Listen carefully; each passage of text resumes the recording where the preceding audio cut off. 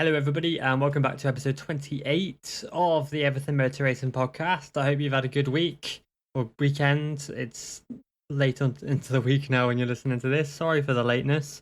We've both been either asleep or fairly busy, to be honest. I'm again joined by Jacob Ward. What's up, guys? I'm back. Hello, Sadly. it's nice to have you back. Well, you've never really been anywhere. Can you say that in my dad's voice? Yeah. God. I want to obviously I want to pay our respects to Dean Berta Vinales at the start of this podcast. Mm-hmm. And fortunately, obviously lost his life. And this is now the third time this year that we are sat discussing the loss of a rider's life, a teenager's life. Yeah, obviously young talent. Lots of potential. He was battling for the podium last time out. Catalonia finished fifth eventually, but he was in the top group and started to show his potential in the class. Real big shame. Obviously, condolences to the Vinales family, including obviously Maverick and Isaac. And yeah, we just wanted to pay our respects quickly. Yeah, you should never go onto a track and then not come off it with your life. So to do that is and for the third time this year, it's a small bike problem, and like this isn't the time or the place really, but yeah, condolences to him. Yeah, it's something has to be done. Yes. So I don't know what, but something has to be done. I think, with that Supersport 300 class, the grids can be up to 50 riders, 50, which is crazy considering, I don't know, I haven't officially seen the age limit, but I know that Vinales is 15, and I know the max age limit for the class is 50. That's, so you've got like pretty much teenagers, little kids racing against grown men. Tom Vamos is 26 years old, and then they've got massive, all the bikes are pretty much identical in there. They're obviously different manufacturers, but they're very, very close. And obviously they're racing in close packs, and you've got 50 riders on the grid, and it. Yeah, like imagine being, high siding out of the lead into the track. As in Jerez, you would have had 41 other riders coming at you. Yeah, if you were in the first place, and something has to be done because these riders are amazing, don't get us wrong, and their reflexes are ridiculous, but there's only so many reflexes you can have, but it's a tricky one. I don't want to obviously have a somber, sad podcast because that's not what we're about, but it's nice to have, it's healthy to discuss these kind of things. Yeah, and what can you do though? That's the big problem. It's a CC issue of small bikes racing on full size tracks at full throttle. But where else do you put them? It's a catch-22 because you can reduce the grids, but that doesn't stop these things from happening. They're freak accidents for a reason. Jason Dupasquier was hit by one rider and only one rider. Then Hugo Millan was hit by one rider and there's only about 3 riders behind him. Then Vinales was hit by 3 riders. But, it happens, goes up the classes. Scott Redding, Tommy Izawa, one rider. Yeah. Then you had, obviously, I think DeAngelis was involved in that as well, but not as severely. And then obviously Marco Simoncelli had 2 riders involved. You can reduce the size of the grids, which I do think is a good idea, don't get me wrong, but how small do these grids have to be? There will always be riders following other riders, and if a rider crashes in front of another rider, then... Yeah, this could happen in a 2-bike race, Yeah, it literally could happen in a 2-bike race. What needs to be done is, I think a CC change would be better. Yeah. Or even like, because 300s are, well, for want of a better word, they're the cheap class, aren't they? They are like the, they're the poor relation of Moto2. They're like the entry class kind of thing. But I don't know. I think it'd be good as a junior class. I do think that the ages of the class needs to be restricted heavily to maybe even 15 to say, I don't know, 25. Because you can't have grown men as old as theoretically 45 years old or 50 if you want to actually go to the limit. Racing against 15-year-old kids, it just doesn't work. And then reduce the grids. What I say, I had spoke to somebody the other day, have you can have 50 entrances, 50 riders who enter the race weekend. You have you have free practice 1, free practice 1B, then, free practice 2A, free practice 2B, etc., etc. Then for the race, only 30 riders can race. The top 25 riders in the qualifying automatically qualify. Then they do like a shootout race, and the top 5 of last chance the qualifier. shootout race, or like last chance qualifying, something like that. Top 5 of that then go into this other race, and then there's only 30 riders on the grid, which massively reduces the grid by 40%. And if you reduce the ages as well, it'll cap off the grid quite a lot. And as somebody we spoke to earlier said, introduce stock 600 class again. It's a cheap alternative, and it gets riders riding 600s instead of just these 300s that they seem to stay on for ages. Tom Buvemos is, like we said, quite an older rider, and he's still on this class, and it gets riders out of the class, and it gives them away not into Supersport, because Supersport 300s to Supersport, as we've seen over the years and as we've discussed in previous podcasts, is really difficult to get into and stay into, as we've seen riders attempt it and then come back. The only real rider who's been able to achieve the progression is Manuel Gonzalez.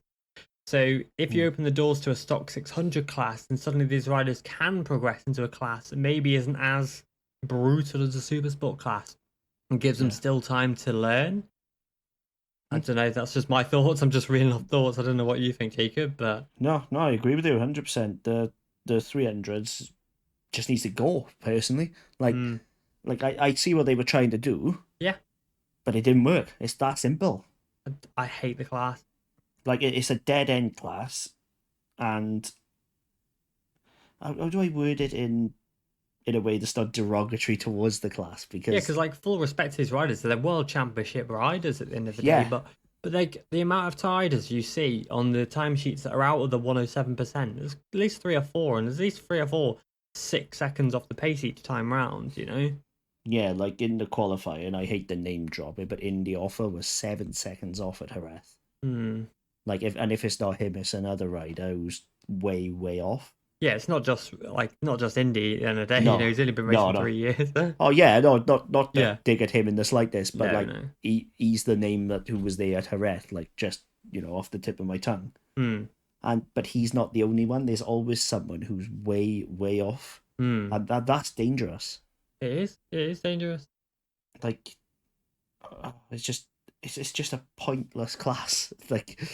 That's the only way you can put it. A stock 600 class would make it much, much better for a progression through the ranks and possibly a jump to Moto2.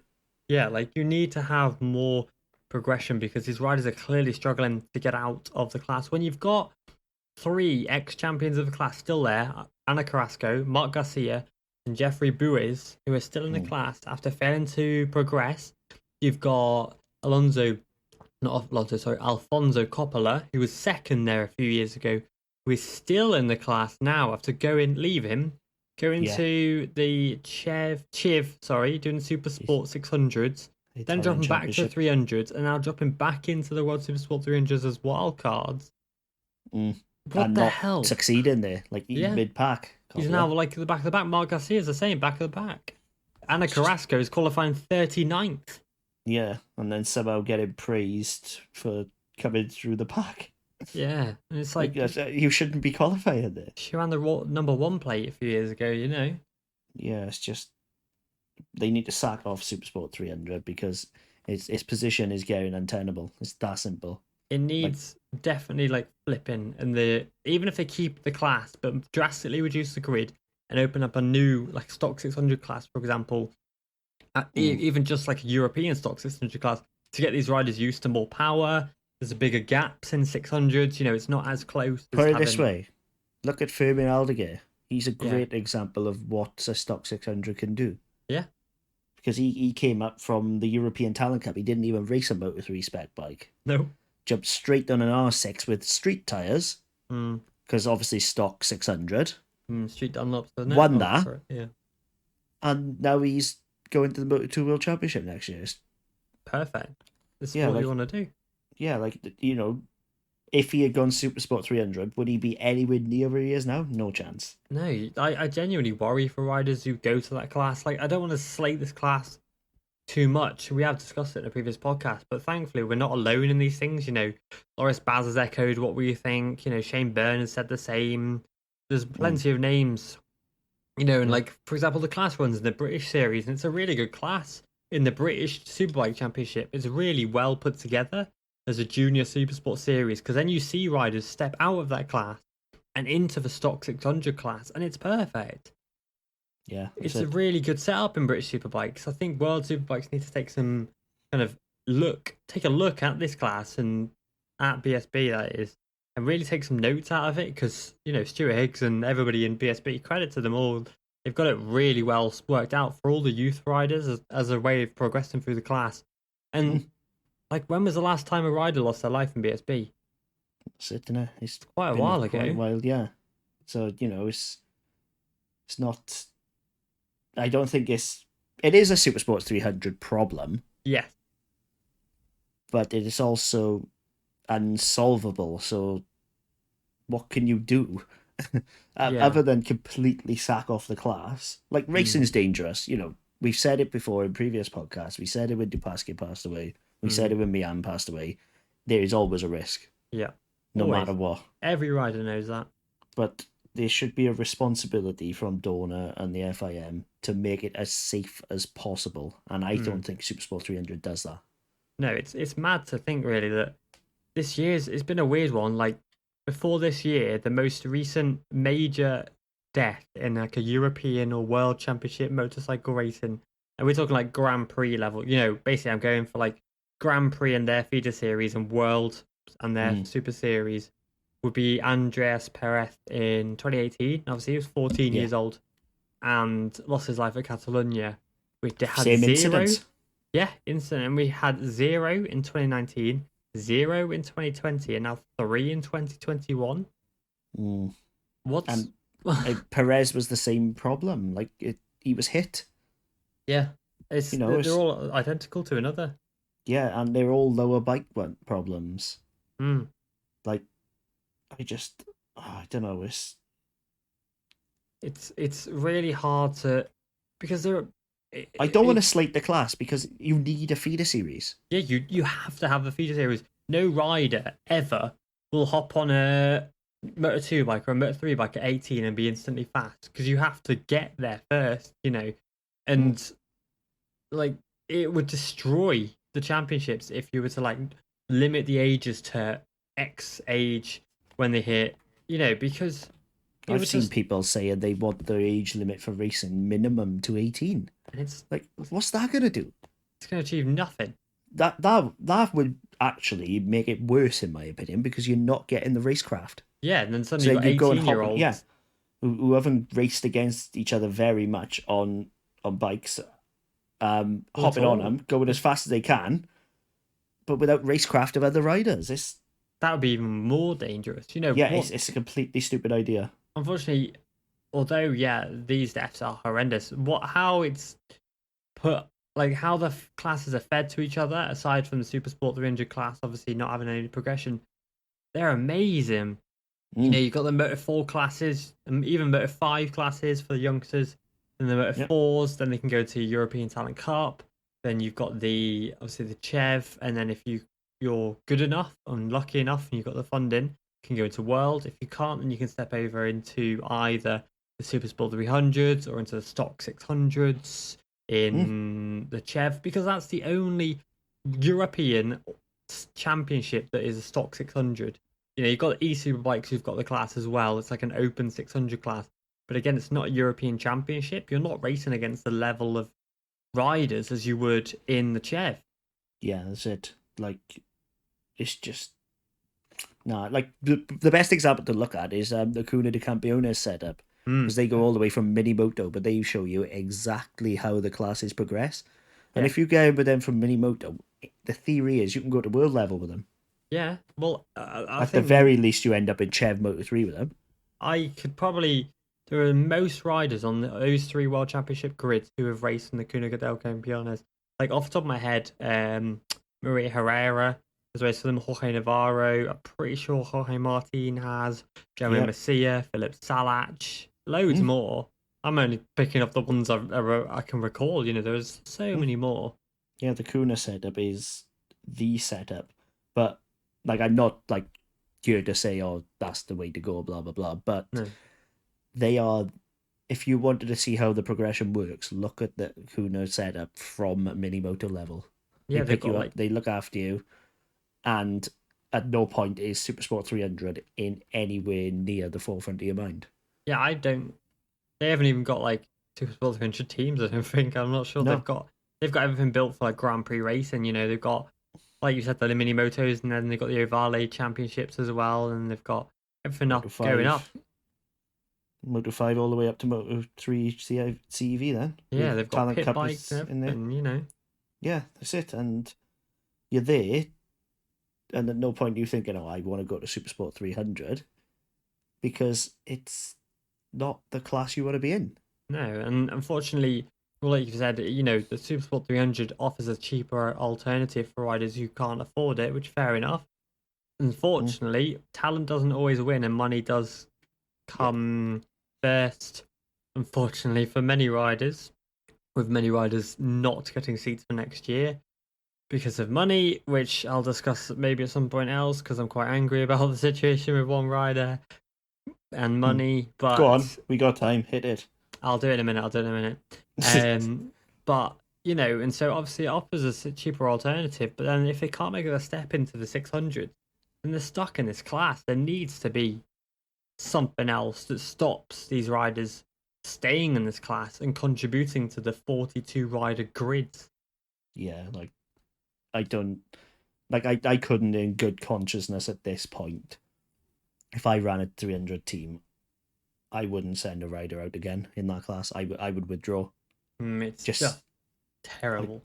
Like you can't, because they're not doing everything they possibly could to ensure the rider safety. I couldn't in good consciousness send a rider out on that track. Yeah, like it's just mad. Like Moto America is a junior cup, and again, that's really well put together. I don't know what Dorna are missing. Money. It's money based. Like 42 entries is a lot of money for them. Yeah. And I understand Dorna are a business, you know, first and foremost. The FIM aren't there to make money, but Dorna are. So, you know, take your bit, you know, have your bit. Don't worry. Like, you're a business. We understand. But don't take the piss. Like, there's only so much people are going to think, oh, good grace gets you so far before they start thinking this is unacceptable. And I think Supersport 300 is now approaching that level. They have to put morality over profit.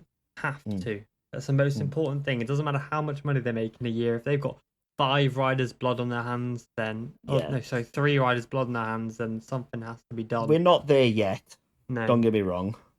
But we ain't far off. Like, no. Something needs to be done. Like, grid size, I think, is the first and foremost to about 25, 28 to match Moto 3. Yeah. The Talent Cup has done it in the wake of Hugo Millan passing away. Yeah, so is the chair of Moto 3. Yep, so they could quite easily do it too. You know, there's nothing stopping them. Like, if you were one of the slower riders, like, unfortunately, you're going to be out, but for the sake of saving a life, stay there. Yeah, but for the sake of safety. Yeah, tough. At the end of the day, it's a world championship. You're there to be the best. If you're not the best, you're out. It's brutal. The sport is brutal, and unfortunately, if sacrificing your career and your ride means a rider lives, I know what I'd choose. Yeah, well worth it. Like there are other championships. You know, you're not just stuck to Supersport 300 at the end of the day. Exactly. You could easily, like, if you're British, for example, and you haven't quite succeeded in Supersport 300, you could easily drop back to British 300s or even British Stock 600, you know? The British Stock 600 class is absolutely amazing. Like, the grid is massive. It's got like 30 plus riders in it, but it's close. But there's no fatalities. Yeah, it's close and safe.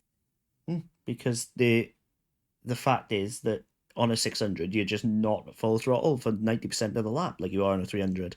Yeah, 300. And because the bikes are so similar, they have to make the difference in these ridiculous, dangerous, scary maneuvers that you see consistently. But it's tricky, these steps, because they're hard to compare to one another. I genuinely think, obviously, all 3 were completely Oh, I can't think of the word. I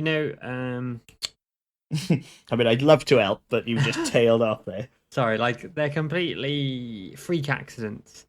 Yeah. I do think Jason's is different to the others in the fact that it was on a blind crest. His was completely unpreventable, unfortunately, and of course the others were as well. But Jason's could have happened to anybody, and his was hit by one rider. It wasn't a group behind him. Yes, there were a couple other riders behind him. I think Alcoba was involved as well, but Jason's was very much a complete freak accident. Yeah, like literally, the problem with Dupasquier was he went over the blind crest. And you couldn't see him. Yeah, like that wasn't a Moto3 crash because anybody could come off there on a MotoGP bike and be hit. You know, that's just unfortunately part and parcel of going on a qualifying lap. Yeah. Like, so his was a legitimate freak accident. Yeah, it's hard for me to dictate what I'm trying to say. I'm hoping people do understand.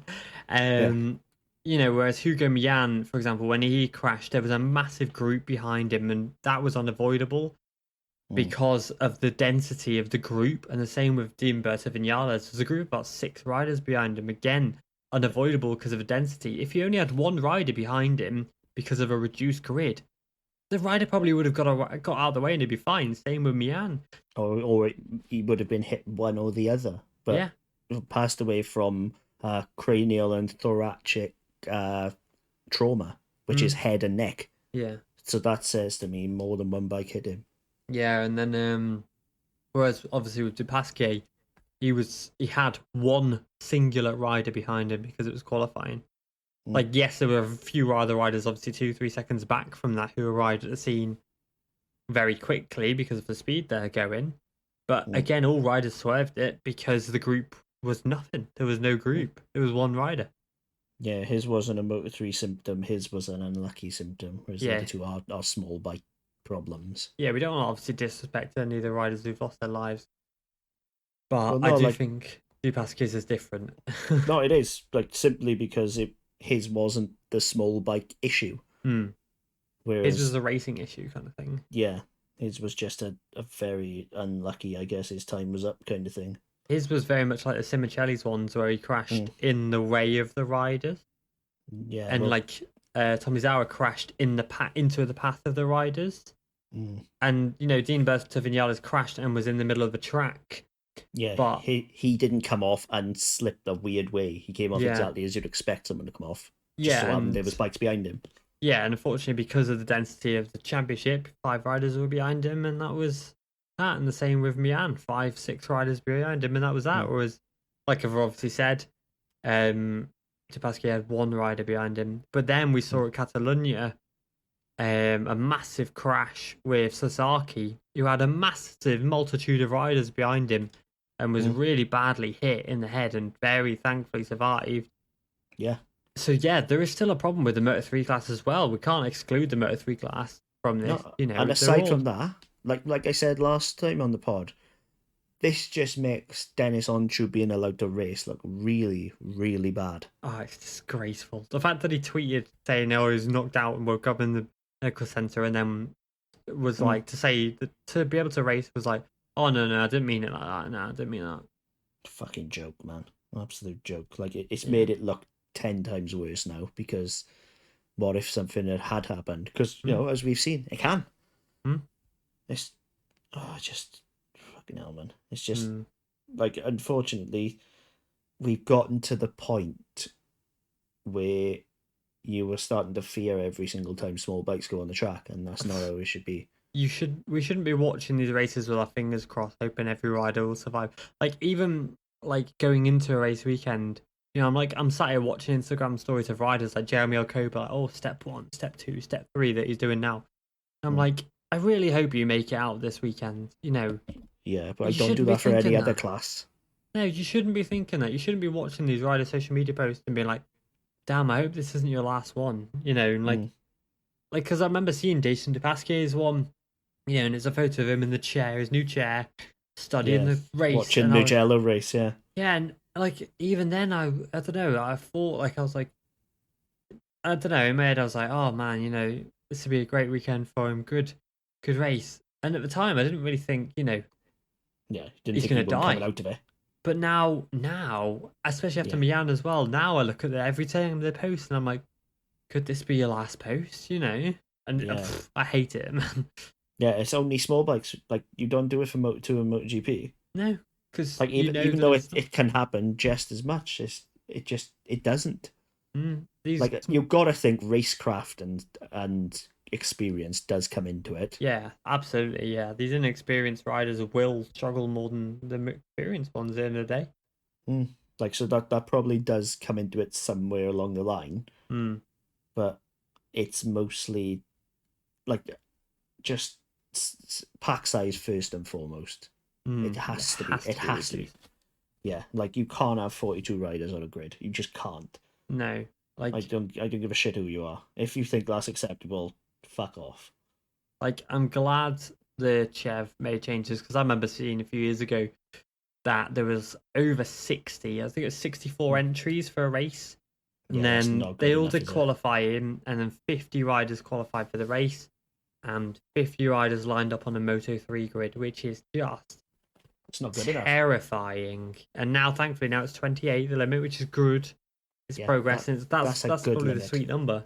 Because, it's still good enough that you're thinking, oh my God, if I don't do well here, I'm nowhere near the points. But not big enough that you're thinking, if I come off, I'm going to have 35 riders smash into the back of me. Yeah, you've got, like, oh man, I hate talking about riders like this. It's just, yeah. It's unfortunately, it's one of those things, though.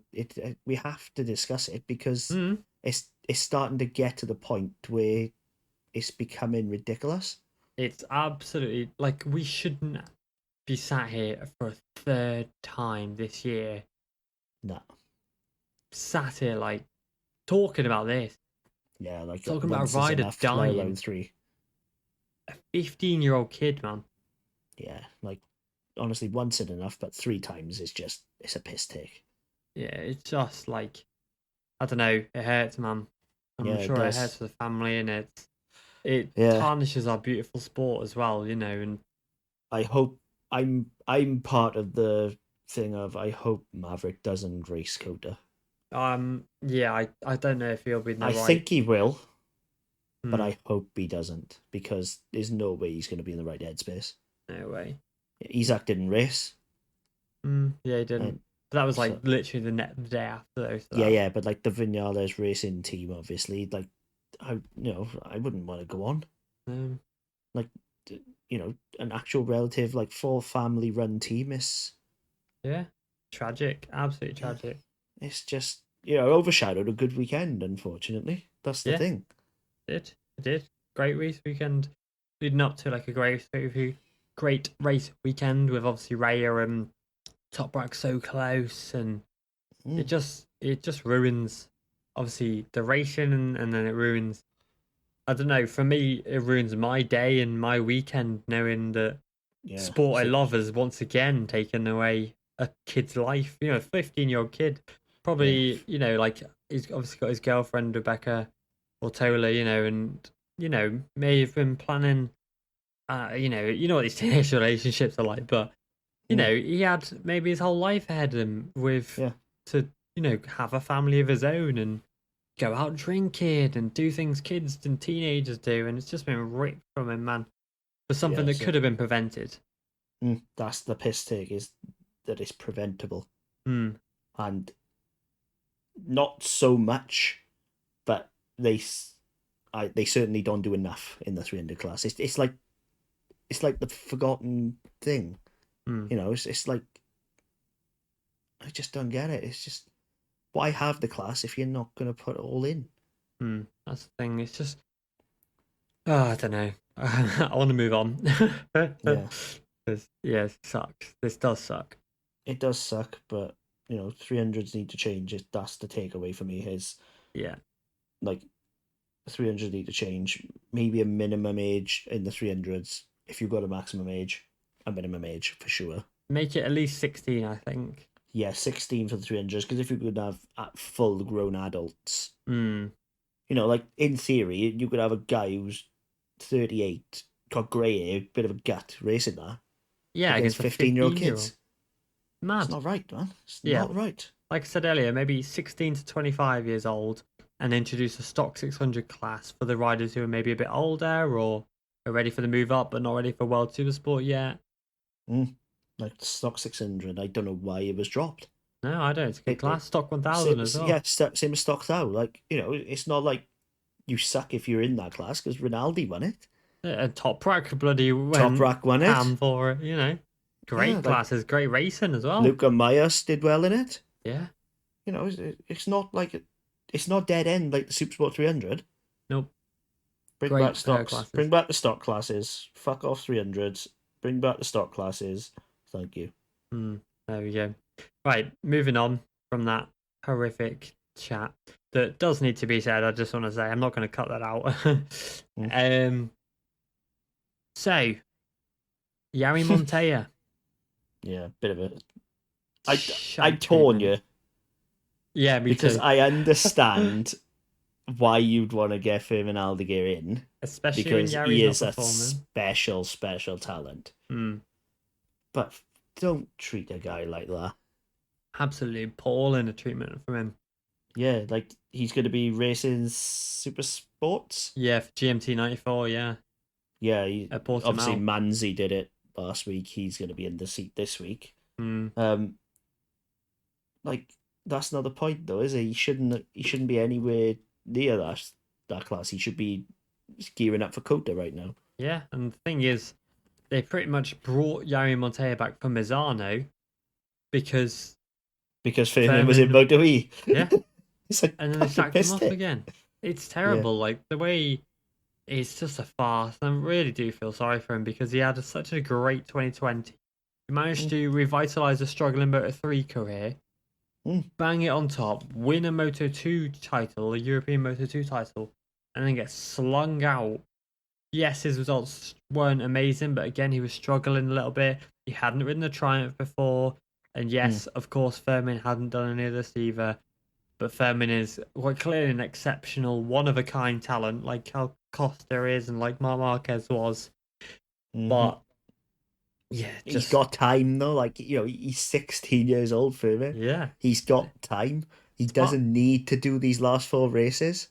It's part of the rush. It's the Fabio Quartararo, it's the Marc Marquez effect of getting these riders in as quick as they can, getting them up the classes, like Costa, who's 17 and now obviously going to Moto2 next year, which I do think is a right decision. If you come in and win a Moto3 title, it makes no sense to stay in there when you've already completed the class in inverted commas. Yeah, but aside from that, he rides like a 30-year-old. He rides with a very, very experienced head on his shoulders. He's not, he's not a young kid who's going to be mental in Moto2. He knows what he's doing. Yeah, it's weird actually. Whilst you said that, it literally gave me goosebumps because, like, him and Top Rack are 2 of the most exceptional riders I think I've seen in a while. Yeah, look, how hilarious would it be now if Fermin goes Aspar? That's the rumour, isn't it? That'd be fucking brilliant. Like, I'll be honest, Luca, I'm off to Aspar. Oh, but then it means that Lopez gets a seat, because that's what I'm mad about, right? Alonso Lopez, the guy who was him and Fermin were obviously heads and shoulders ahead of the rest of the Chev Moto2 grid this year, with the rest of them like way back. Still hasn't got a Moto2 seat for next year.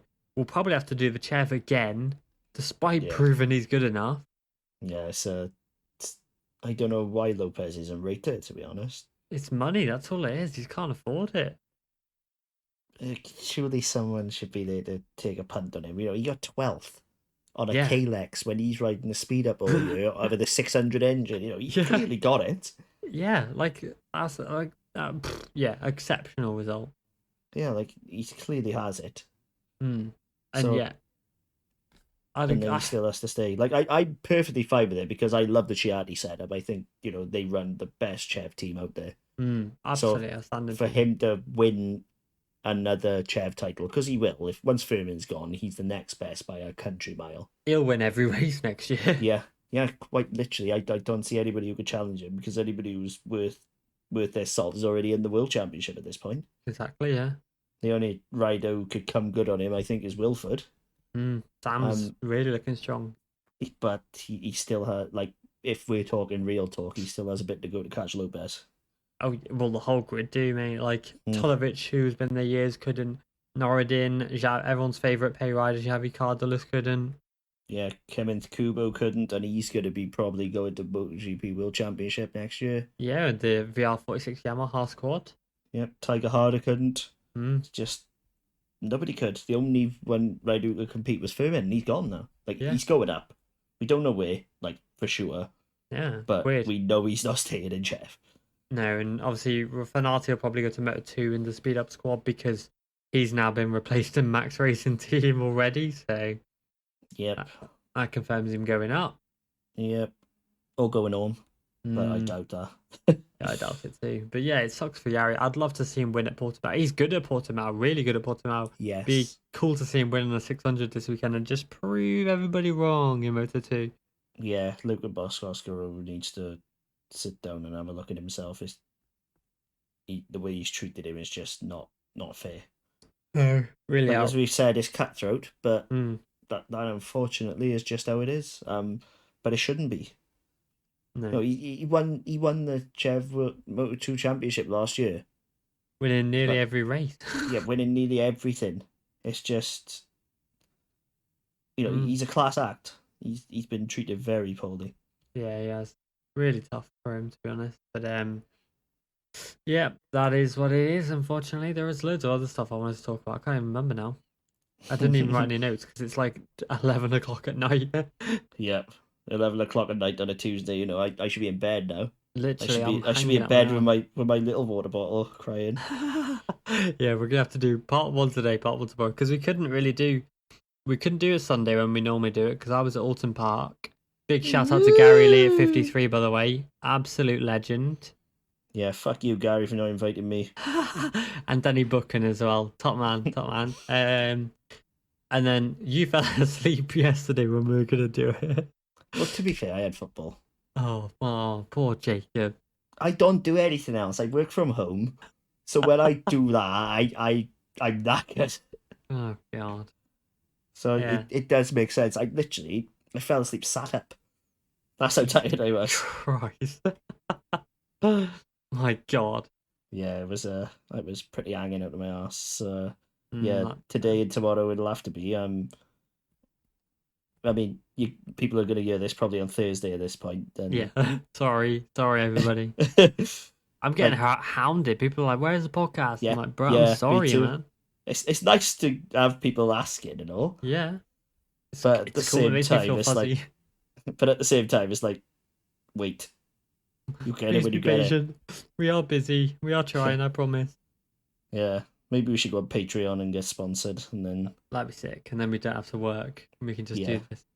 Yeah, and we can do like 3 podcasts a week. Yeah, that'd be fire, that would. That'd be so sick. Oh, can you imagine how much people would hate us if we did 3 podcasts a week? I'd do 2 a week. Definitely 2 a week. I'd love to do 2 a week, but I just don't have time.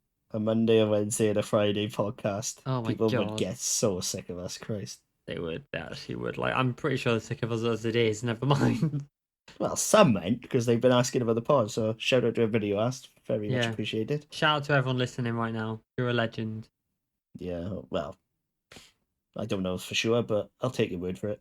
Yeah, is what it is. But yeah, we're just rambling now.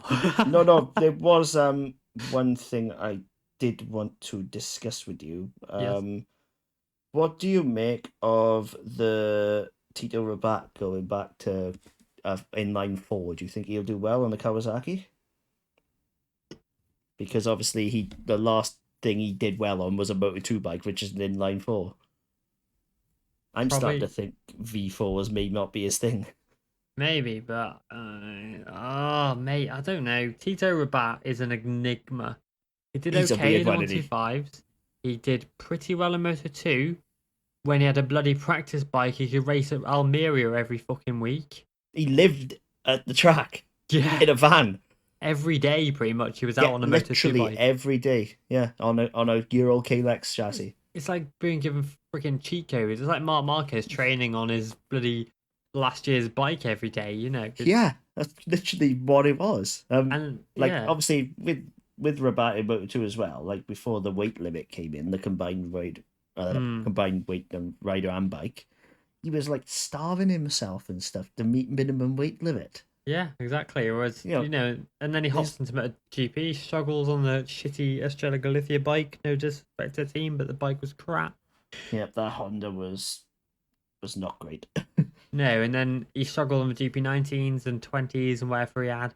And then they put him on a Pramac bike this year. And we're like, okay, right, he's on a 2021 bike. You might do it better. No, still last. Yeah, I'm starting to think V4 is anything. Yeah. I think he'd have gone well on a Yam, It'd be nice to see him do well. It would be nice. Do like Tito. Yeah, someone commented on my post about it and said, why the fuck did they give him a seat? And I'm thinking, this is a double Moto2 champion, man. He's not a double champion, he's just single. Are you sure? Yep. Zarco's the only double Zarco is the double champion, yeah. Yeah. He's still a Moto2 world champion. Like, he's... Yeah. He knows how to go fast on a bike, faster than anybody else on the track at that particular moment. So to disrespect him like that, I don't think it's fair. But no, it's tough. He's won more world championships than we'll ever win, Yeah, like he's won more top class races than most people ever will. And probably 99% of the world, 99.9%. So to disrespect him like that, I think the inline four of the Kawasaki could genuinely do bits for him. I hope so. Because obviously he's come through and he was at his finest on a 600 inline four. Yeah. So if he can get some form of that feeling back, he could be a threat, Imagine that he comes back and he's like threatening for top 10s, top 5s. Yeah, I could see it though. That's the thing. Like the Barney bike, they look what they had to do to try and make it into something he could ride. They literally had to change the entire thing. Like, so that says to me that perhaps V4 ain't for him. Could be right. Weird what's going in Superbikes at the moment with Reyes struggling so much as well. Like he'll be there in one race and then sixth the next. Was Toprak's taking more consistent podiums and wins now. That's it. I don't want to jinx it, but it's looking like it's done. Yeah, it could be. I mean, obviously anything can happen leading up. Toprak had his DNF the other week, but it's mad to think. Well, to be fair, Toprak is just something else. Like I was chatting with a few people actually about Toprak. The way he rides that bike, like I was chatting with a pro rider. I'm not going to name him because Jacob's but I'm chatting to a guy who races super bikes. So he can relate in the fact that he can look at a rider and go, "How the hell are you doing that?" Yeah. And Toprak brakes so much later than everyone else, and you see him, and his rear wheels in the air, and he's dangling everywhere, and he still makes a corner. He still gets the early acceleration, despite braking so incredibly late. And he's so strong on the brakes, but he's so strong on the acceleration. He's strong on the corners. He's strong everywhere. The thing, though, that I did want to mention that has been pointed out to us today in the group chat is obviously no SCX tyre. Yeah, of course. For Portimao. And Yamaha have been running it pretty much all year. And Kawasaki don't like the SCX at all. Is that going to hurt Toprak? I don't think so at this point. Genuinely. 20-point swing in a championship as tight as this is going to be very difficult to make up. Well, it's 62 points, I think, a race weekend. I think it's 12 points for a... But when they're first and second most of the time, you're only making up 5 points here and there. You're making up, I think you can make up maybe 15 points max, I think. Yeah, like if because like let's be honest, the only fly in the ointment is going to be the Ducatis at this point. Yeah, Scott Redding and Rinaldi they'll make the difference. And if Toprak wins and then there's 2 Ducatis and then Ray's fourth, that's pretty much good night Vienna.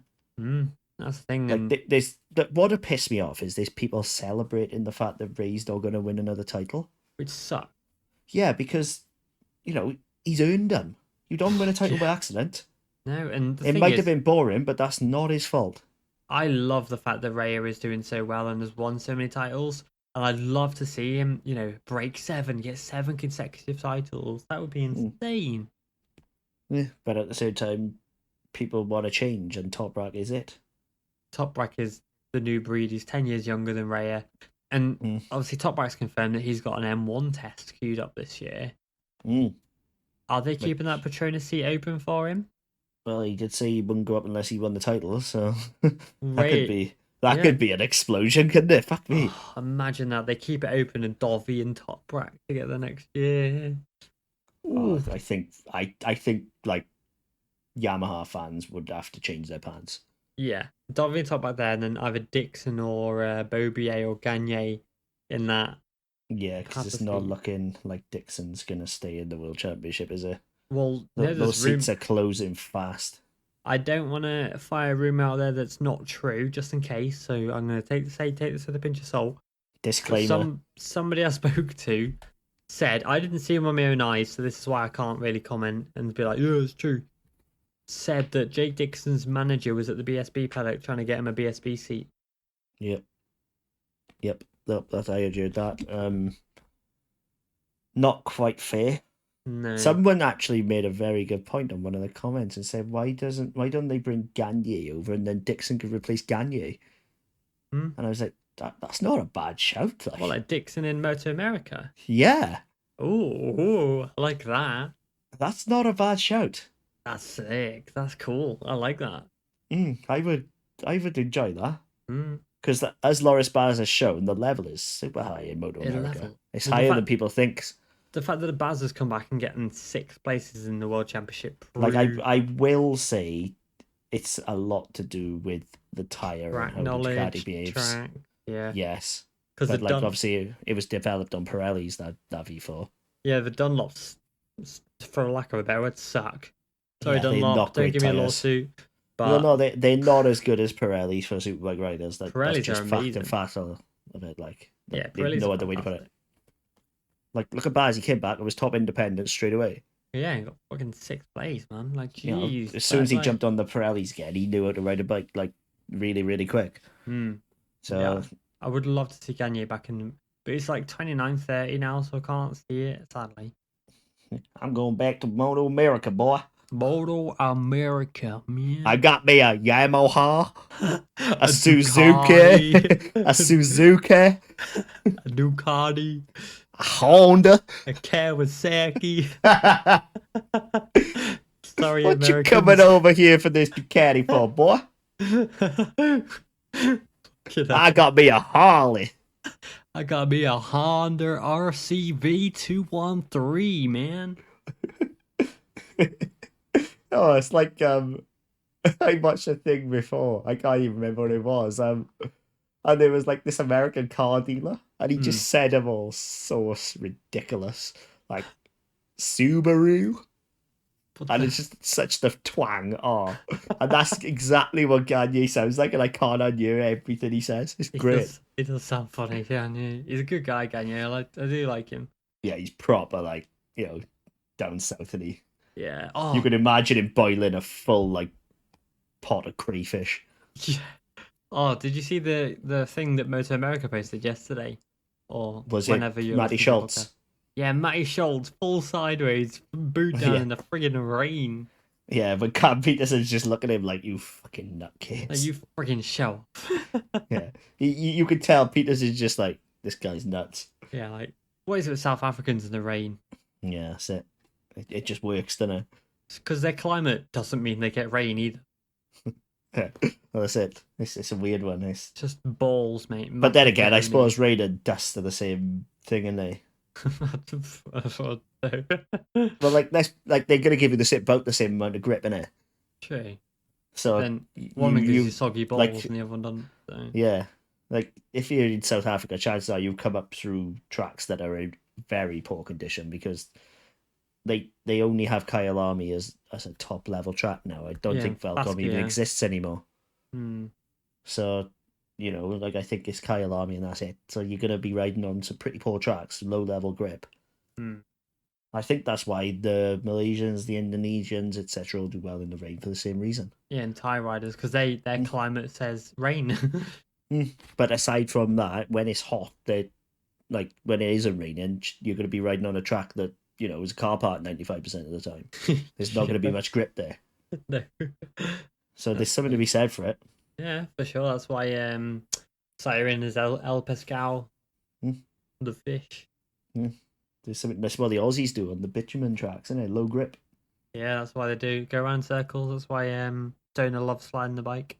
Wow. Got it. Donor. And one other thing. Yeah. What do you make of Italtrans keeping both riders? I'm happy, especially for LDP. Yeah, I am. I think LDP is in last chance saloon. Like, you know, he's there like, this is it now. Like, if he doesn't perform even slightly next year, I can't see him finishing the season. No, especially not with Nagashima coming back. Yeah, that was going to lead me on in a bit. Yeah. But apparently, LDP's shoulder, his joint is destroyed. Not just broke, destroyed. Like, he's bloody popping out. His shoulder keeps dislocating itself. Yeah, but he hasn't got a joint. No, it's why he keeps bloody crashing.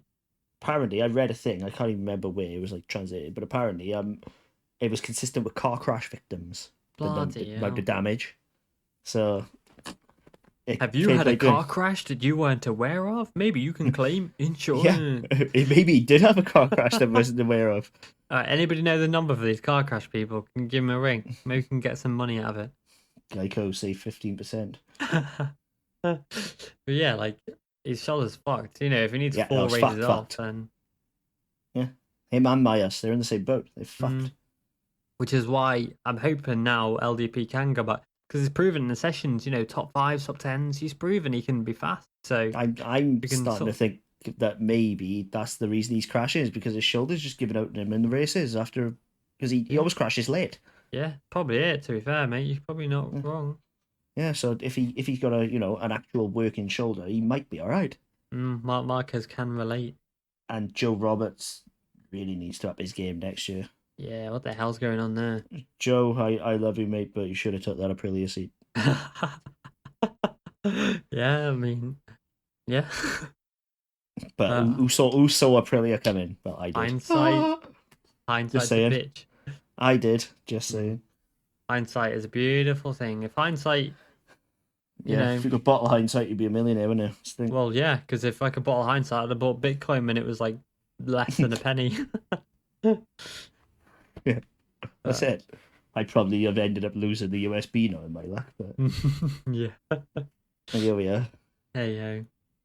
And obviously, the other Moto2 announcement, I haven't actually posted it yet. Barry Baltus is staying with NTS. Yeah, with his teammate that we can't talk about. Yeah, and good move, that is. Like, to keep him. But Barry, good. Yeah, Barry definitely. The other NTS need to up their game. Yeah, they do, because that will destroy Barry's career quicker than he'll make it. But keeping Baltus is a good shout because he's talented. Yeah, he is. Yeah. And they need to... I don't know why they persist with Kayaba suspension, first and foremost. Japanese, isn't it? No Japanese chassis. But there's no reason to use KYB when Olin's are on the table, or even WP. It's Japanese, isn't it? I just... all I can think. Because Honda owned Showa, and they they persisted with them for years with Scott Redden, didn't they? They did, yeah. And for what? Fuck all. At this point, if you chucked an NTS on Olin's, I guarantee it would be better, even with the Kayaba development. Probably right. Because KYB is just pointless. Like, Tech 3 ran it on their Moto2 chassis. And I don't understand it in the slightest, man. No, one last thing before we go on a break that the listeners won't even know we've gone on a break because I'll cut it perfectly. But I say a break as in like a 24-hour break. Yeah, because your boy's going to bed. Yeah, I'm so tired now. Oh my God, literally, and I still need to do loads of stuff before I go to bed. It's gonna be a nightmare. Sorry, you don't need to get your violins out. Don't worry. Alberto Sura confirmed the snipers for 2022 with the VR46. He's a VR46 rider. Yeah, and it's like he was anyway. Let's be legit, you. Yeah, he was racing for the team, like, and training with them and eating with them. Yeah, he was a VR46 rider and everything but name money. Let's be legit, yeah. But now he's actually a VR46 rider. Like now he can pull up to the women and say, yeah, I'm a VR46 rider now. Yeah. Like well, it means that now they basically have funded his ride for next year, which is great. That's what the academy's all about. It's fantastic. If Mino doesn't go up, which he is going up, but if Mino doesn't go up, they'd have 2 VR46 riders funded the snipers team. Wait, I think that's happened previously with snipers. I could be wrong. I think I'm wrong. Not 2 VR46s. No. Which team is it? Oh, Forward Racing have had 2 before. Yeah, Balder and Marini. There's another Motor3 team that's had 2. I can't think of it off the top of my head. Nope. No idea. Can't help you, kid. Too tired. Sorry, mate. Right, moving on to MotoGP through the amazing powers of editing, as time has now progressed 24 hours. Yeah, I forgot what I was going to say now. Entire day has now passed, but through the magic of editing, only about 10 seconds for you lot. So in the interim, someone said to me, I'm guessing it's not a podcast, so what's your predictions? I was like, oh, wait a minute. Yeah, about that. It is coming. We're just tired, busy, you know, the jag. Just all around slow at this point. Yeah, it's like 10:30 again at night, so I think you can get an appreciation of how busy we are, but it's all good. It's all good. So, question, Jacob. I want to open with a big ass question for you. No, I will not marry you. Oh, God's sake, man. All right, we're going to have to end this podcast tip now. me on the first. Back. No, can Marc Marquez win again this weekend? I don't know. Simple answer. That's helpful. Yeah. No, it's form says yes. Current Mark says no. Yeah, because it's a very, very physical track, isn't it? Yeah, and he's got shoulders made of cheese at the moment because he had to overcompensate. So, I wouldn't be surprised if he did. But at the same time, if he fades towards the end and ends up 6th or 7th, like, that's perfectly understandable as well. Like, it's sorry, muted my mic to try and do something. Sorry, fuck it, we're keeping this in. I don't even care. Yeah, like at the end of the day, it's a very physical track, and I could see him struggling with the physicality of it. But his recent race at Misano on a clockwise track, you know, he was 4th, really is boding well, and he is building. You know, he did an interview where he said that, you know, he's about 60% sometimes, 80% sometimes. He's even riding the blooming 2019 bike now as well, you know, so. Yeah, that's it. It's going to be interesting. It's possible. You are? 100%. It is possible, but of course, rain is forecasting it, so that could. It is, screw the pooch on everything. Yeah, and we're expecting rain at Portimao as well, which should be an interesting conundrum. Yep. Welcome to living in the UK. You're all getting it. I know, it's a mad weekend of racing actually this weekend, because we've got BSB, World Superbikes, and MotoGP. Yeah, I think BSB might be taking a back seat with me, no offence. Unfortunately, me too. I think MotoGP and World Superbikes do take precedent over BSB, unfortunately. Yeah. Speaking of World Supers, one thing we didn't cover earlier, what do you make of Michele Fabrizio retiring? Oh yeah, good point. Fair play to him. You know, he's made a statement, and it has made traction with the FIM and stuff. Like his actual retirement to do such a thing, you know, is a strong statement, and it has made traction. You know, people are talking in the FIM about it, and the fact that, you know, he said that he's come back to racing after 6 years, and he's come back to a completely different sport. It's not the sport he remembers. Yeah. And it's a weird one. Like, it got to be strange after 6 years out. Yeah, to come back and the sport just be completely different to what he's ever remembered, you know. And it's different times we live in where the racing is so close as well. I can guarantee you we didn't expect to come back and be like P25 every race. Nah, the balls to come out with that statement and retire and follow through on it.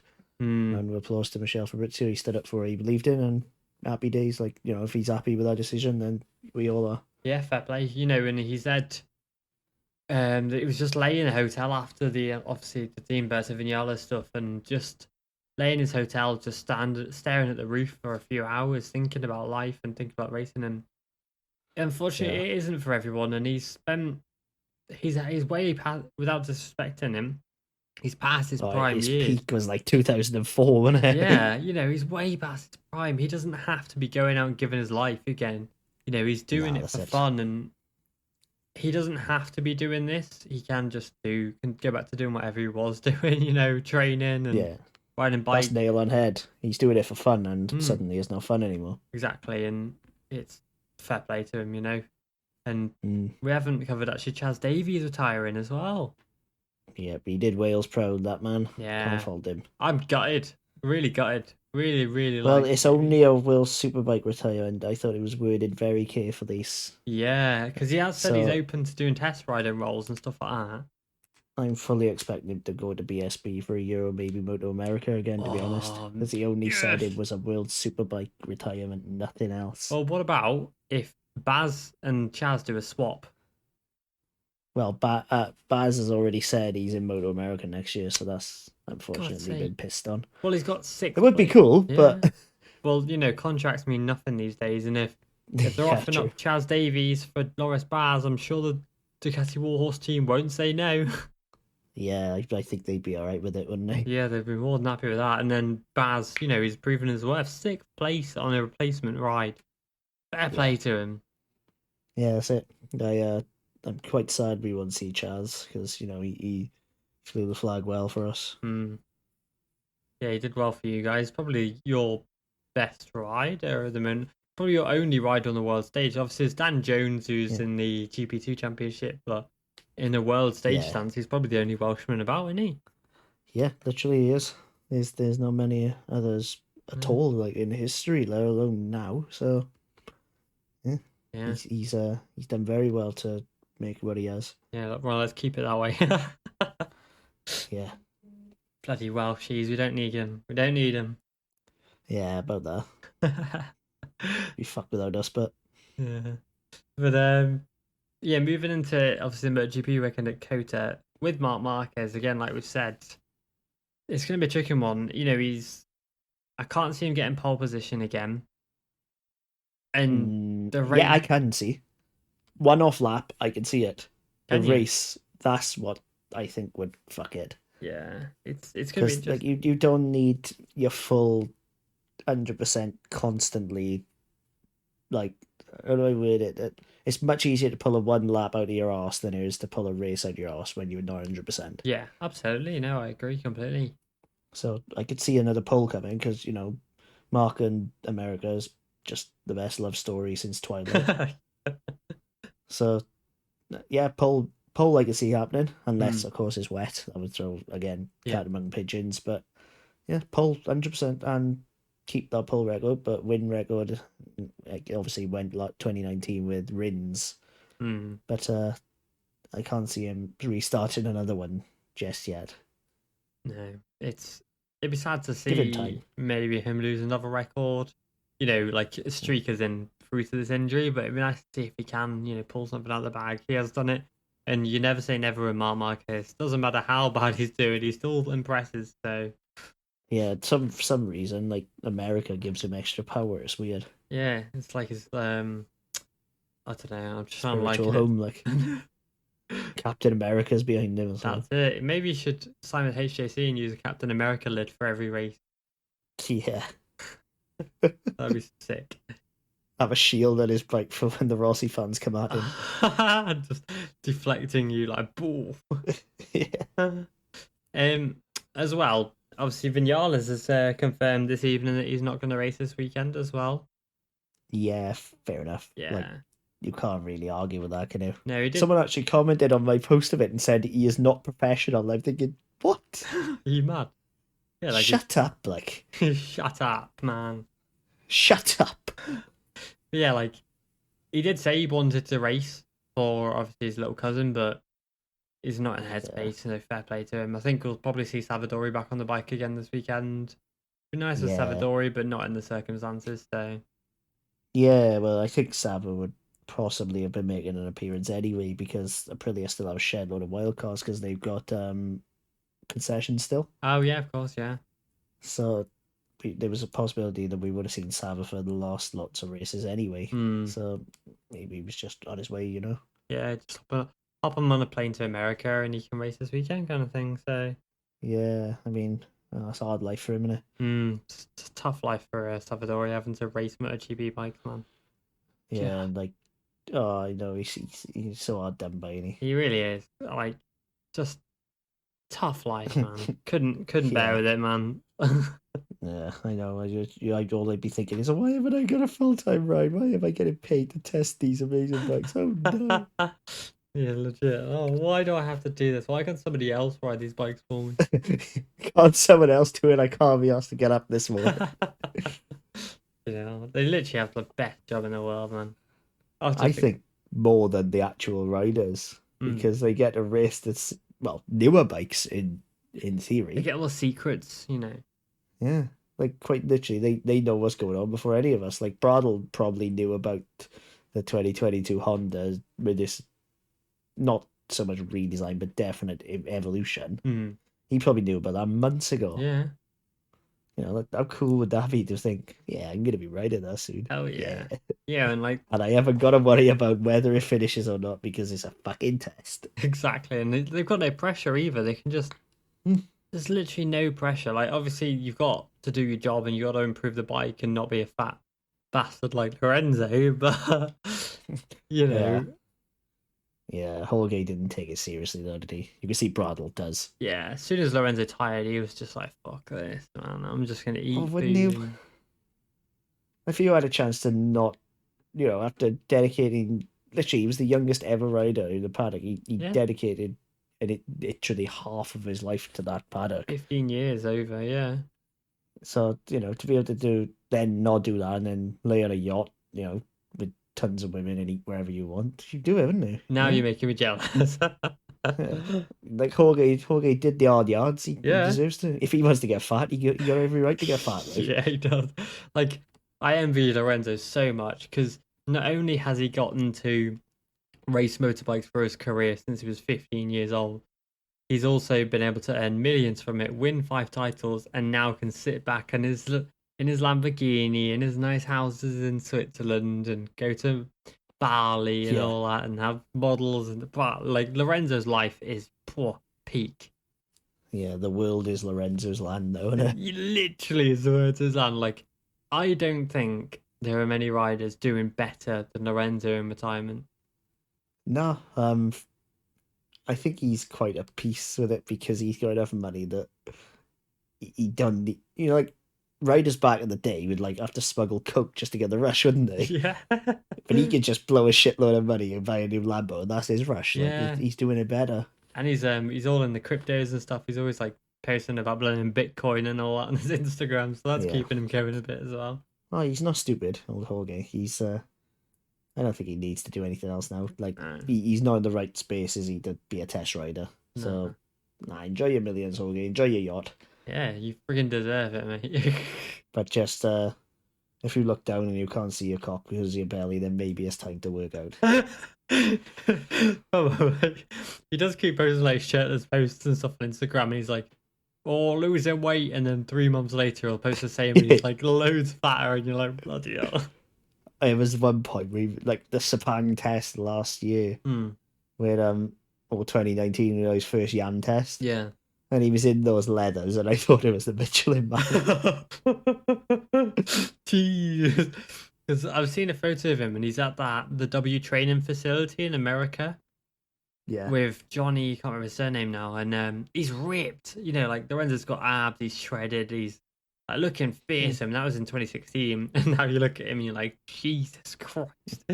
Yeah, he's a bit dumpy, but as we say, not taking the piss because he fully deserves it. Exactly. Yeah, we're not. He can eat whatever he wants now. He doesn't have to watch his diet. He doesn't have to train every day. If he wants that pie, he can have it. Yeah, he's got his pie and he can bloody well eat it. Yeah, being a test rider is the dream, 100%. Yeah, even if you achieve quite a lot in racing like Danny Pedrosa, and now you can just kick back, relax, take a healthy paycheck from Red Bull and KTM, and just Yeah, I think Danny P's the only one close to Jorge who's doing well. Yeah, for sure. Like Stoner did some testing, of course, and now he's just chilling with his family and living the life with his millions as well. Yeah, like he was offered double, wasn't he, to continue in 2030, and he said, "Nah, I'd rather be with my family." Like that's a man who's fulfilled, isn't it? Yeah, fair play to him. Like fair play to them all. Yeah, like I mean, there's certain riders. I think it was Marco Lucinelli, who was actually done for smuggling coke. He was he was an Aprilia rider in the 80s, and apparently he got done smuggling. I think he's dead now, but is he? Yeah, I think he died like because of drugs and shit. Jesus Christ, wasn't he a 500cc champion, or am I mixing it up? I might be mixed up the name. So if it is not him, I'm very sorry. I'm pretty sure you've fucked that one up a bit. Yeah, I'm trying to think. You really have, because he's one of the I think he's a MotoGP legend, but he's one of the FIM people. I'm pretty sure. Oh, possible. Well, it was something similar to that. Anyway. Oh wait, no! You're right. You're freaking right. Fair play. You're freaking right. Yeah, because I knew he was a world champion. He's a 1981 champion. But in 1991, he's arrested for drug possession. Spent some time in jail, which he successfully fought against drug addiction.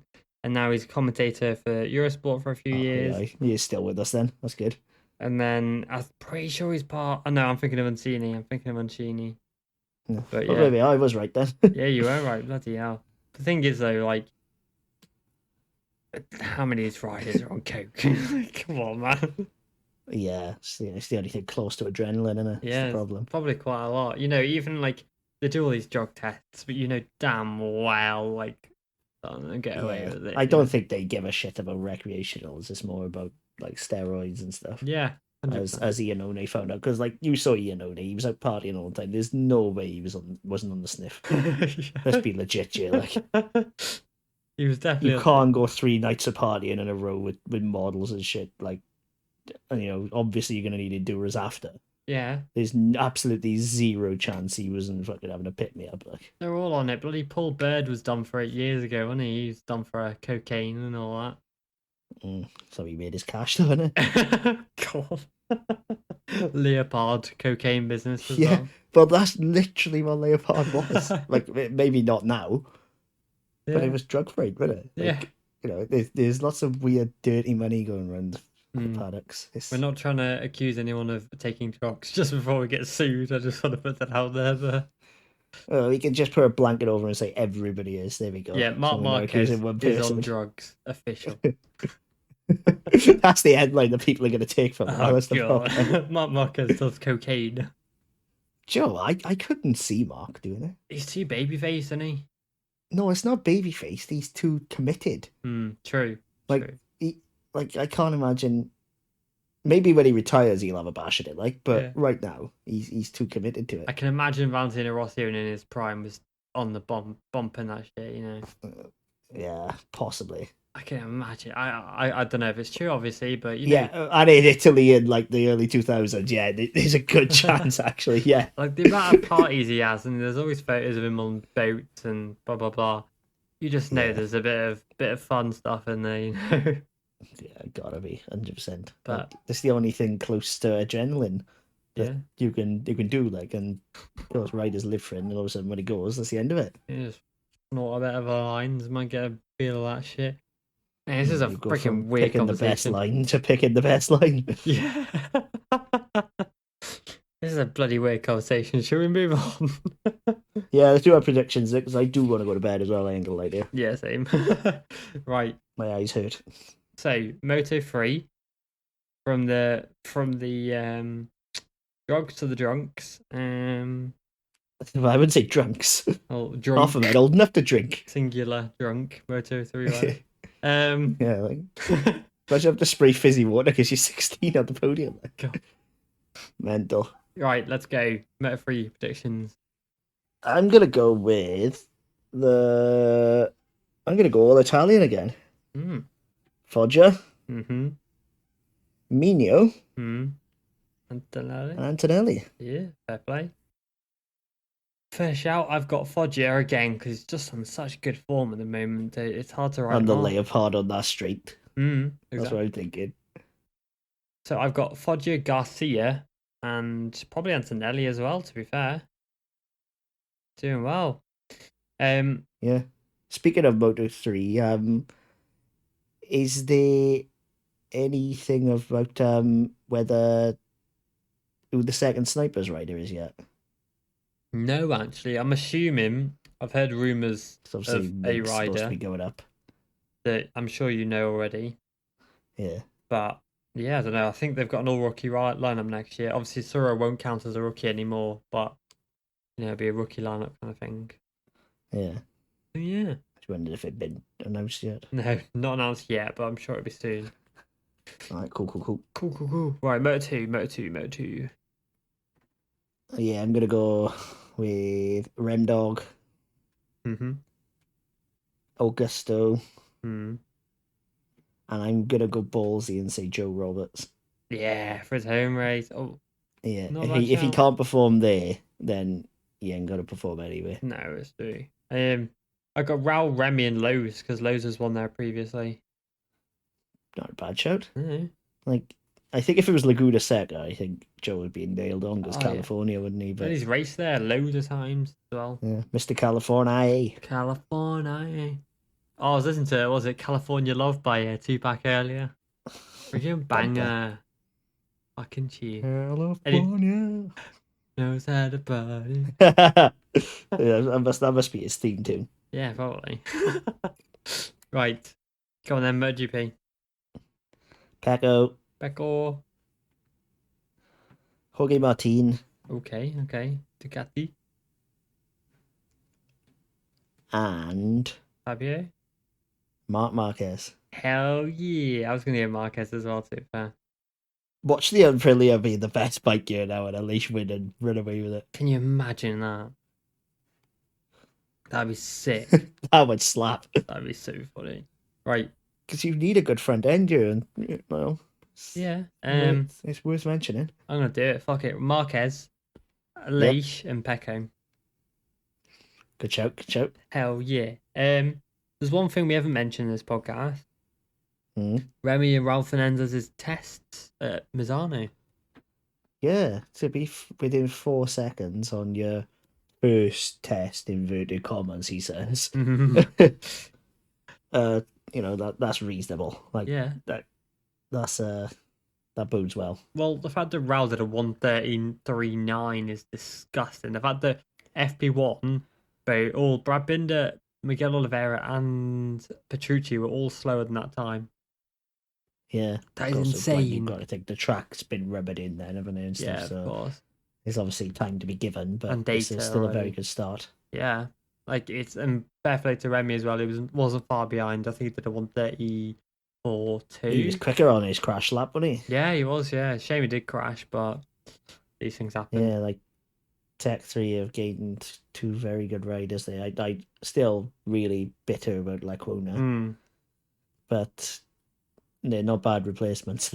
No, I think Hervé's going to be rubbing his hands for next year. I'm probably going to give Red Bull sponsorship back next year, so that'd be nice for him. Well, I can't. I guarantee you they'll have Red Bull back because Remy. There's no way they'll drop Remy as a Moto2 World Champion, and then Raul's been with Red Bull for 5 years now. So yeah, Raul is basically fucking got Red Bull running through him now, hasn't he? Until he goes to Yamaha. Yeah, but he'll P Monster then instead of Red Bull. But yeah. But then again, if Top Rat goes, a double Red Bull lineup of Yamaha. Red Bull Yamaha, that throws back some memories, doesn't it? Yeah, still the last. That's one of the there's your take home of a fact for the day. If you ever learn anything from this podcast, that's still the last bike ever to win that wasn't on Bridgestone or Michelin's in the top class. What? Simon Crayford, Donington. Oh, jeez. Was that 1998? He won on Dunlops. Jeez. There you go. And that was on the Red Bull Yamaha. On a Red Bull Yam. Yep. There you go. So there's your fact of the day, kids. Take it home with you. Perfect. Well, it's a great time to end on that incredible fact. Thank you very much, Jacob. Sorry for the lateness of this podcast this week. I'm full of them. But whatevs. At least you get a podcast. Yeah. Screw you, Yeah, you get it, well, so sit down and shut up and enjoy it. Yeah. Like, I have got to go and edit this now, and it's 11 o'clock at night. Yeah, we got to spoon feed it to you every week, so just sit down and take it. Like, yeah, we'll have a new one on Monday. Don't worry. Hopefully, barring any major disaster. Yeah, like, that's just my life from one day to the next. So pretty much. Don't hold your breath. But yes, I hope you've enjoyed this podcast. Obviously, apologies, it is late, but we will see you in a few days. And yes, goodbye. All right, nice one, guys. Have a good day. Bye bye.